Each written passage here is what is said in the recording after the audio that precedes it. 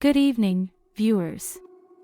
The Chernobyl Exclusion Zone may be strictly off-limits to humans since the Unit 4 reactor exploded nearly 40 years ago. However, other forms of life have not only moved in but have survived, adapted, and appear to be thriving there.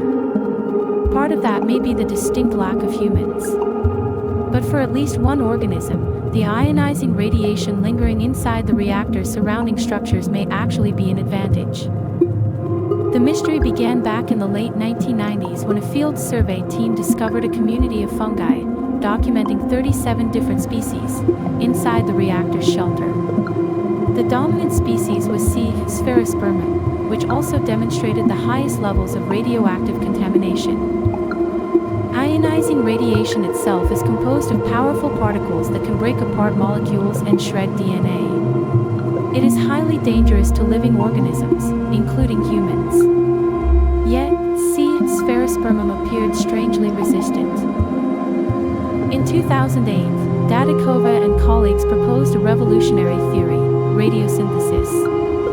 They hypothesized that the melanin in the fungus might function similarly to chlorophyll in plants, allowing the fungus to harvest ionizing radiation and convert it into chemical energy.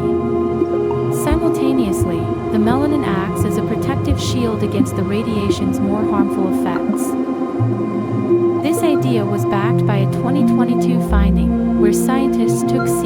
Sphaerospermum into space. Strapped to the exterior of the International Space Station, ISS, and exposed to the full brunt of cosmic radiation, sensors showed that the fungus blocked a measurable amount of radiation, effectively acting as a shield. While the fungus's potential as a radiation shield for space missions is a fascinating idea, the mystery of exactly how C. Sphaerospermum gains energy from radiation remains unsolved. Scientists have not yet been able to demonstrate a metabolic pathway or carbon fixation dependent on ionizing radiation. Is this a unique adaptation allowing the fungus to feast on powerful light that kills other organisms? Or is it merely a stress response that enhances survival under extreme conditions?